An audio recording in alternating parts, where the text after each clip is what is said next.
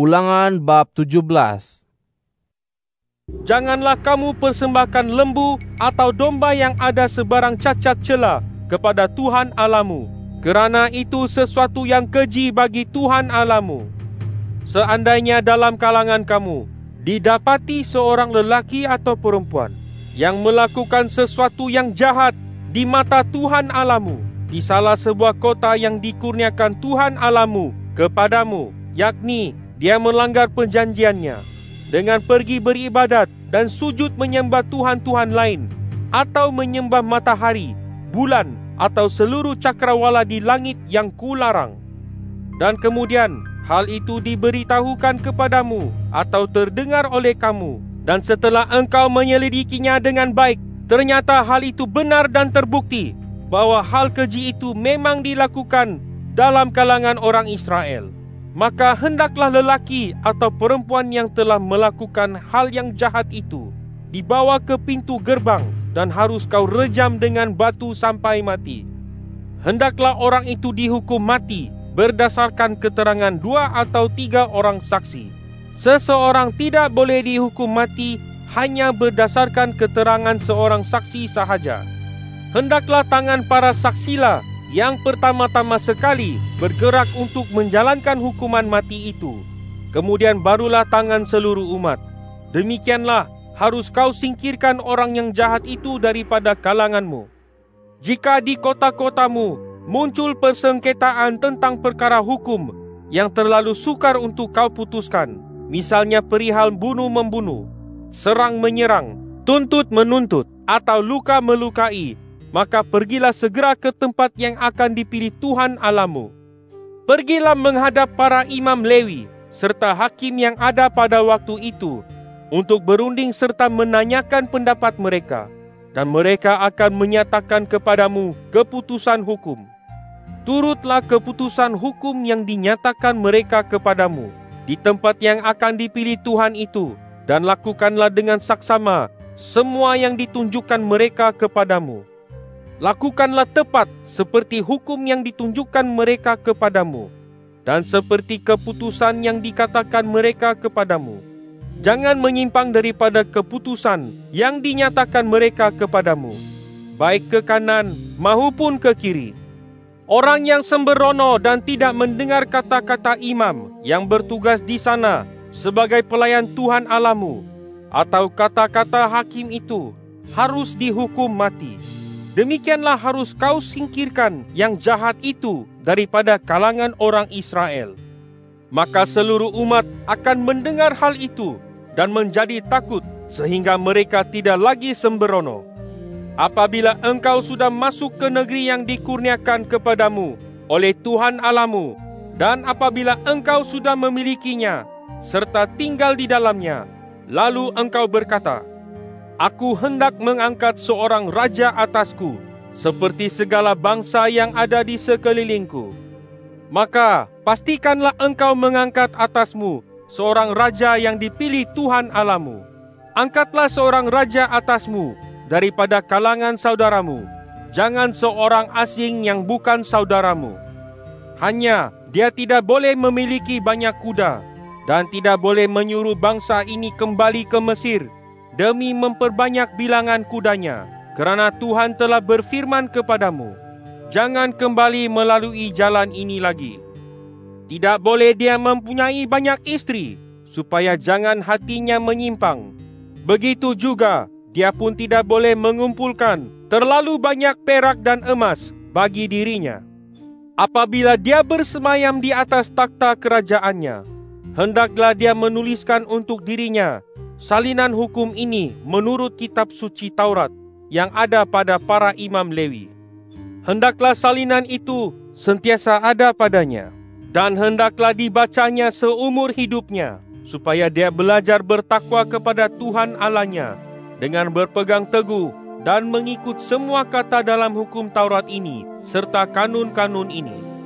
Dengan demikian, tidaklah dia meninggikan diri terhadap para saudaranya dan tidak menyimpang daripada perintah itu, baik ke kanan maupun ke kiri, sehingga lamalah tempo pemerintahannya dan pemerintahan anak-anaknya dalam kalangan orang Israel.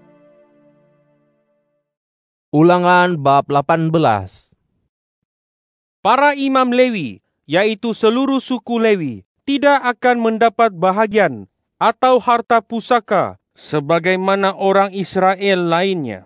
Mereka harus mendapat rezeki daripada korban bakaran bagi Tuhan dan daripada apa yang menjadi miliknya. Mereka tidak akan mendapat harta pusaka dalam kalangan saudara mereka, kerana Tuhan ialah harta pusaka mereka, seperti yang dijanjikannya kepada mereka. Inilah yang menjadi hak para imam daripada umat, yaitu daripada orang yang mempersembahkan korban sembelihan, baik berupa lembu maupun domba. Hendaklah mereka memberikan kepada imam bahagian bahu, kedua-dua rahang dan perut besar. Hendaklah kamu berikan kepada mereka hasil pertama daripada gandummu, anggurmu, minyakmu, serta hasil pertama guntingan bulu dombamu. Kerana Tuhan Allahmu telah memilih mereka dan keturunan mereka daripada kalangan segala sukumu untuk sentiasa bertugas menyelenggarakan ibadat demi nama Tuhan.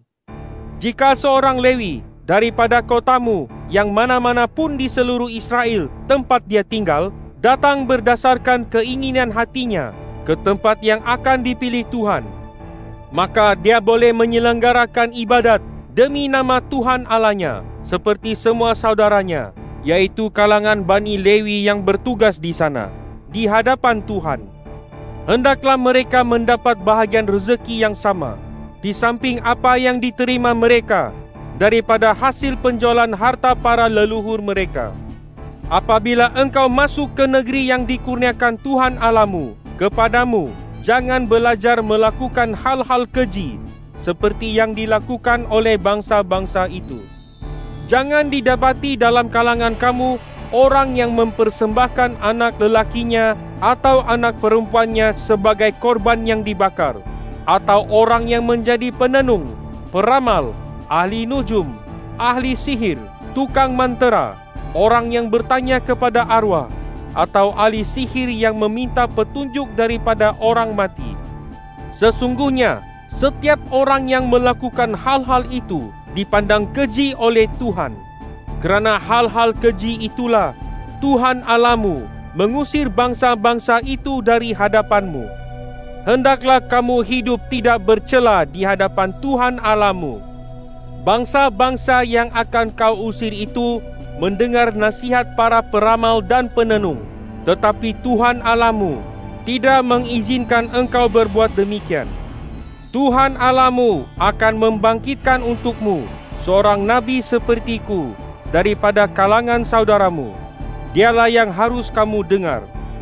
Seperti yang telah kamu minta kepada Tuhan Allahmu di Horeb pada hari kamu berkumpul. Katamu, janganlah kami dengar lagi suara Tuhan Allah kami, dan janganlah kami lihat lagi api yang besar ini, supaya jangan kami mati. Kemudian Tuhan berfirman kepadaku, apa yang dikatakan mereka itu baik. Aku akan membangkitkan bagi mereka seorang nabi seperti engkau daripada kalangan saudara mereka. Aku akan memberitahukan kepadanya firmanku, dan dia akan menyampaikan kepada mereka semua yang kuperintahkan kepadanya. Jadi, setiap orang yang tidak mahu mendengar firmanku yang akan disampaikan nabi itu atas namaku, akan kutuntut pertanggungjawaban.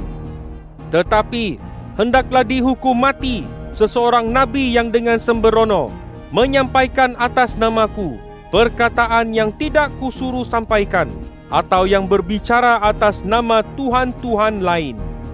Jika kamu bertanya dalam hatimu, bagaimanakah kami boleh mengetahui perkataan yang tidak difirmankan Tuhan? Apabila seorang nabi berbicara atas nama Tuhan, tetapi hal itu tidak terjadi dan tidak terlaksana, maka perkataan itu tidak difirmankan Tuhan. Nabi itu telah berbicara dengan sembrono. Kamu tidak perlu takut kepadanya. Ulangan bab 19. Apabila Tuhan Allahmu telah melenyapkan bangsa-bangsa dan negeri mereka dikurniakan Tuhan Allahmu kepadamu, dan engkau telah mengusir mereka, serta tinggal di kota-kota mereka, dan juga di rumah-rumah mereka. Maka khususkanlah 3 buah kota di negeri yang dikurniakan Tuhan Allahmu kepadamu untuk diduduki itu. Sediakanlah jalan-jalan dan bahagikan negeri yang diberikan Tuhan Allahmu sebagai harta pusakamu itu menjadi 3 bahagian wilayah, supaya setiap pembunuh dapat melarikan diri ke sana. Inilah peruntukan bagi pembunuh yang melarikan diri ke sana untuk menyelamatkan nyawanya. Seandainya dia membunuh sesama manusia tanpa sengaja dan tanpa membenci orang itu sebelumnya. Misalnya, dia pergi ke hutan dengan kawannya untuk membelah kayu, dan ketika tangannya mengayunkan kapak untuk menebang pokok, mata kapak itu terlepas daripada gagangnya, lalu mengenai kawannya hingga mati. Maka dia boleh melarikan diri ke salah sebuah kota itu supaya dia dapat terus hidup. Maksudnya, supaya jangan dalam amarah orang yang menuntut bela atas hutang darah itu mengejar pembunuh itu dan dapat menyusul dia kerana jauhnya perjalanan menuju kota itu, lalu menghukumnya mati. Padahal orang itu tidak patut dihukum mati, kerana sebelumnya dia tidak membenci kawannya. Oleh sebab itu, aku memerintahkan kepadamu demikian, khususkanlah bagimu 3 buah kota. Jika Tuhan Allahmu telah meluaskan daerahmu seperti yang disumpahnya kepada nenek moyangmu, dan memberikan kepadamu seluruh negeri yang dijanjikannya kepada nenek moyangmu, asalkan engkau melakukan dengan setia segala perintah yang kusampaikan kepadamu pada hari ini, dengan mengasihi Tuhan Allahmu dan sentiasa hidup menurut jalannya, maka tambahkanlah 3 buah kota selain daripada yang 3 buah itu.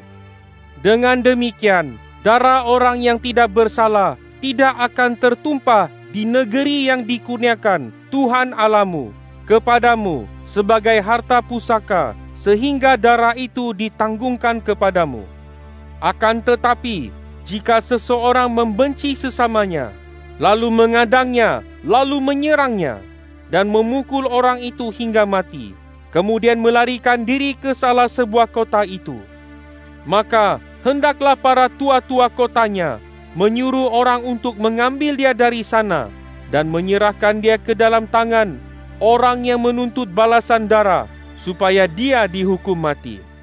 Jangan berasa hibah kepadanya, melainkan hapuskanlah dari Israel darah orang yang tidak bersalah, supaya sejahteralah kamu. Jangan pindahkan batas harta tanah sesamamu yang sudah ditetapkan kalangan terdahulu dalam harta pusaka yang akan kau dapatkan di negeri yang dikurniakan Tuhan Allahmu kepadamu untuk diduduki. Seorang saksi sahaja tidak cukup untuk mendakwa seseorang atas kesalahan atau dosa apapun yang dilakukannya. Berdasarkan keterangan 2 atau 3 orang saksi, sesuatu dakwaan akan diteguhkan. Jika seorang saksi yang tidak benar mendakwa seseorang mengenai suatu pelanggaran, maka hendaklah kedua-dua orang yang bersengketa itu berdiri di hadapan Tuhan, di depan para imam dan para hakim yang ada pada waktu itu. Para hakim harus memeriksa baik-baik. Jika ternyata saksi itu seorang saksi dusta yang memberi kesaksian palsu atas saudaranya, maka lakukanlah atasnya selaras dengan niatnya memperlakukan saudaranya. Demikianlah harus kamu singkirkan yang jahat itu daripada kalanganmu. Dengan demikian, kalangan yang ada akan mendengar hal itu dan menjadi takut, sehingga mereka tidak lagi melakukan perkara jahat semacam itu antaramu. Jangan merasa hibah terhadapnya, kerana dalam hal itu berlaku nyawa diganti nyawa, mata diganti mata, gigi diganti gigi, tangan diganti tangan, kaki diganti kaki.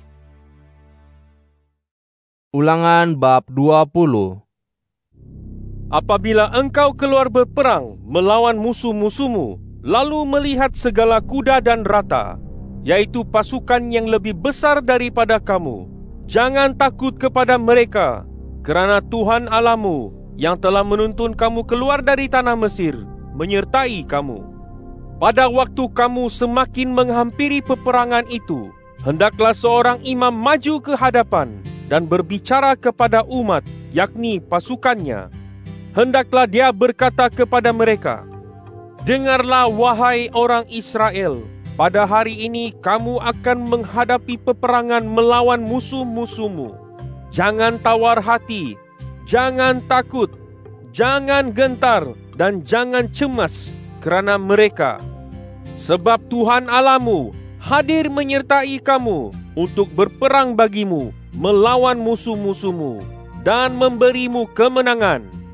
Kemudian hendaklah para pegawai yang memimpin pasukan berkata demikian kepada pasukan itu, "Siapakah yang baru selesai membina rumah, tetapi belum mengadakan kesyukuran ke atasnya? Biarlah dia pulang ke rumahnya, supaya jangan dia mati dalam peperangan, lalu orang lain yang mengadakan kesyukuran ke atas rumahnya. Siapakah yang baru menanami kebun anggur, tetapi belum menikmati hasilnya? Biarlah dia pulang ke rumahnya, supaya jangan dia mati dalam peperangan, lalu orang lain yang menikmati hasil kebunnya. Siapakah yang telah bertunangan dengan seorang perempuan, tetapi belum memperistrinya? Biarlah dia pulang ke rumahnya, supaya jangan dia mati dalam peperangan, lalu orang lain yang memperistri tunangannya. Selanjutnya, hendaklah para pegawai yang memimpin pasukan berbicara lagi kepada pasukan itu demikian, siapakah yang takut dan tawar hati, biarlah dia pulang ke rumahnya, supaya jangan hati para saudaranya turut menjadi tawar seperti hatinya. Setelah para pegawai yang memimpin pasukan selesai berbicara kepada pasukan itu, lantiklah para panglima perang untuk mengepalai pasukan. Apabila kamu menghampiri sebuah kota untuk memeranginya, tawarkanlah perdamaian kepadanya. Jika kota itu memberikan sambutan terhadap seruan damaimu dan membuka pintu gerbangnya untukmu, maka semua orang yang ada di situ akan menjadi buruh paksa dan berkhidmat untukmu. Sebaliknya, jika kota itu tidak mau berdamai denganmu, malah berperang melawan kamu, maka hendaklah kamu mengepungnya. Ketika Tuhan Allahmu menyerahkannya ke dalam tanganmu, tewaskanlah semua lelakinya dengan mata pedang. Akan tetapi, para perempuan, anak-anak, ternakan, dan segala yang ada di dalam kota itu, yaitu seluruh jarahan, boleh kau rampas untuk dirimu. Engkau boleh menikmati jarahan daripada musuh-musuhmu yang diserahkan Tuhan Allahmu kepadamu. Begitulah yang harus kamu lakukan kepada semua kota yang letaknya sangat jauh daripadamu, yang tidak termasuk kota-kota bangsa-bangsa di sini. Akan tetapi, daripada kota-kota bangsa-bangsa itu yang telah dikurniakan Tuhan Allahmu kepadamu sebagai harta pusaka, jangan biarkan hidup apa-apa pun yang bernafas. Punahkanlah sama sekali Bani Het, Bani Amori, Bani Kanaan, Bani Feris, Bani Hewi, dan Bani Yebus, seperti yang diperintahkan Tuhan Allahmu kepadamu. Maksudnya ialah supaya mereka kelak tidak mengajar kamu membuat segala hal keji yang dilakukan mereka bagi Tuhan mereka, sehingga kamu berdosa terhadap Tuhan Allahmu. Apabila engkau mengepung sesebuah kota selama beberapa hari, dan kemudian memeranginya untuk merebutnya, jangan kau rosakkan pokok-pokok dengan kapak. Makanlah buahnya, tetapi jangan tebang pokok-pokok itu. Pokok-pokok di ladang bukan manusia, sehingga semuanya harus turut kau kepung. Tetapi pokok yang kau ketahui bukan pokok yang dapat dimakan buahnya, boleh kau rosakkan dan kau tebang, untuk mendirikan pagar pengepungan terhadap kota yang berperang melawanmu, sampai tertakluknya kota itu.